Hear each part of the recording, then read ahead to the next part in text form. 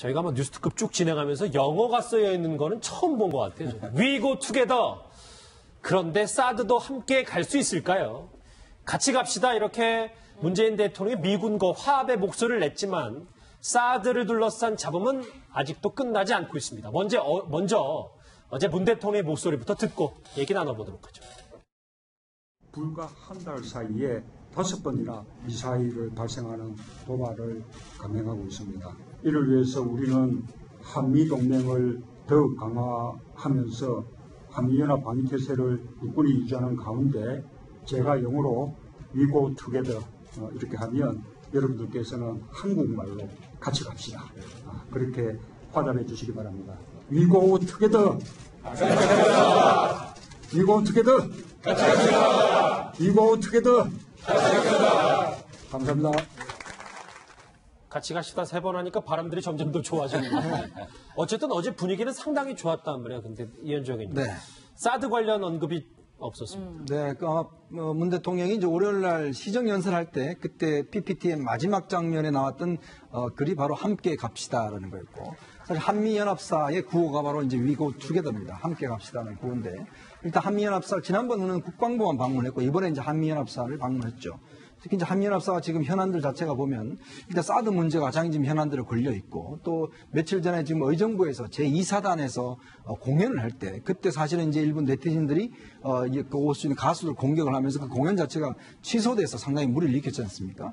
그때 어제 참 이례적으로 청와대에서 어떤 이 사과했던 이야기를 했었고 대통령도 그 부분에 대해서 상당히 무리가 있다 이야기를 했었기 때문에 특히 이제 앞으로 6월 28일에서 7월 1일이죠. 지금 한미 정상회담이 그렇죠? 미국에서 예정돼 있지 않습니까? 예. 그걸 앞두고서 일단은 한미 간의 우호 관계를 좀 더 확실히 다지기 위해서 일단 그런 행보를 하신 것 같습니다. 예. 그런데 박 변호사님 네. 지금 성주 지역 자체도 분위기가 만만치 않은데 네. 저희가 키워드에서 다뤄봤던 것처럼 사드도 함께 갖고 갈 수 있을까요? 이거 정말 힘든 상황입니다. 지금 사드를 운용하기 위해서는 기름이라든지 발전할 수 있는 연료가 필요한데 이 통제가 돼 있다 보니까 연료 자체를 헬기를 통해서 지금 수송을 하고 있습니다. 맞아요. 사드 운용하는 것도 사실 비용이 상당히 드는데 헬기로 또 운용하기 때문에 그거 자체도 지금 상당히 비용이 또 소요되는 거고 실제로 제대로 지금 운용을 할 수 있는지도 의문이에요. 왜냐하면 2기 정도로 지금 제대로 할 수도 없는 그런 상황이기 때문에 위고투게더 얘기를 하고는 있지만 같이 갈 수 있는 상황인지는 물음표를 찍을 수밖에 없는 그런 상황입니다. 사드 문제가 가장 첨예한 사건이고 여러 가지 얽혀있는 문제들이 많기 때문에 그런데 문제는 성주겠죠. 이 경찰이 적극적으로 시위 주민들을 제재하지 않는다는 지적이 나오고 있습니다. 성주 경찰서 관계자의 목소리 한번 들어보시죠.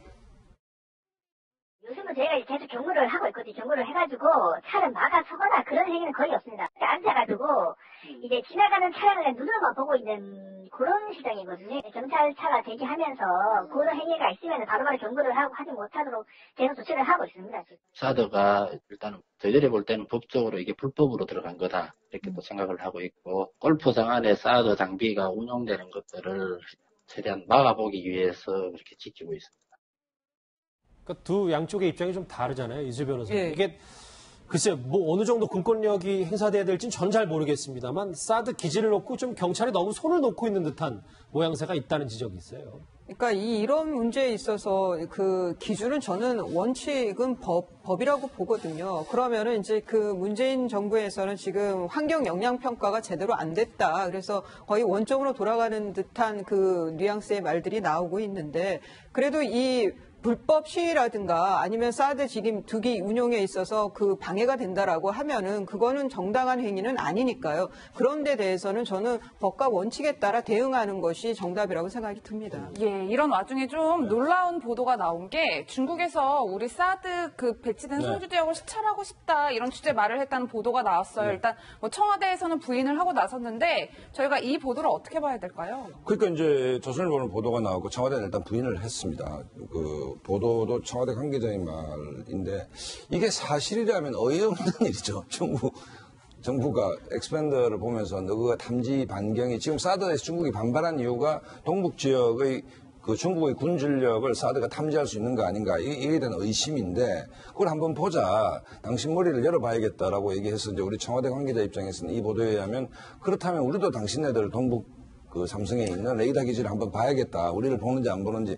이게 이제 굉장히 그 우리가 미국과 중국 사이에 낀 사드 그 방정식이 굉장히 난해하고 고차원적이라는 걸 이제 반증하지 않겠습니까? 예. 어쨌든 성주 문제부터 해서 지금 한미 관계 이제 전략적 모호성을 가지고 한국과 중국을 우리가 이제 핸들링 할 수 있다라고 이제 문재인 대통령께서 말씀하셨는데 결국은 이제 시험 치는 날이 다가오고 있습니다. 6월 말 한미 정상회담에서 트럼프와 만나서 이 문제가 과연 어떤 형태로 해결이 될 것인지 또 중국을 어떤 수단을 갖고 만약에 해결을 할 것인지 이 실력을 봐야 되는데 실제로 중국 군 간부들이 와서 우리 기지에 와가지고 사드 엑스밴드를 열어보면서 탐지거리가 얼마냐를 직접 보겠다라는 것은 그건 정말 그 실소를 금할 수 없는 어이없는 얘기 아니겠습니까? 그러니까 이 정도로 이 사드 문제가에 대해서 지금 새 정부가 굉장히 그 머리 아픈 어떤 숙제를 좀 안고 있는 게 아닌가 이런 생각이 듭니다. 이현정님 정리를 하자면 어제 저희가 한창 논란이 있었던 게 북한의 무인기가 우리가 사드 갖다 이렇게 입실험하고 있을 때 찍고 이제 간 거잖아요. 가다가 물론 뭐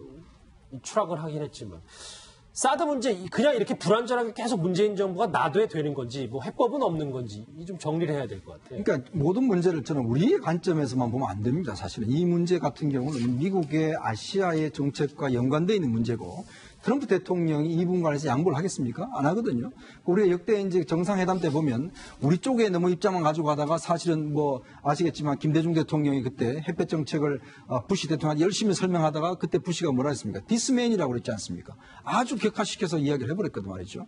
그러니까 그런 거 마찬가지로 사실 그렇게 한번 어그러지면 한미 관계가 상당히 문제가 생길 수가 있습니다. 예. 저는 이번 문제도 똑같다고 봅니다. 지금 트럼프 대통령은 이 사드 문제는 단지 한국에서 뭐 어떤 중국의 눈치 이게 아닙니다. 결국은 본인들의 아시아 정책 가장 지금 중요한 과제로 삼고 있는 것이거든요.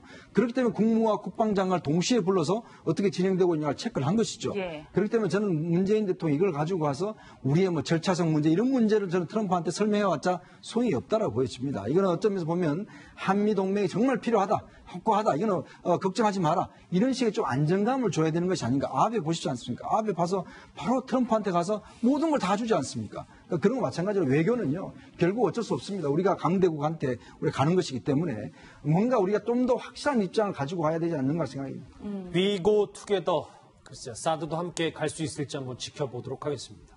정리할게요. 여러분은 지금 뉴스특급과 함께하고 계십니다.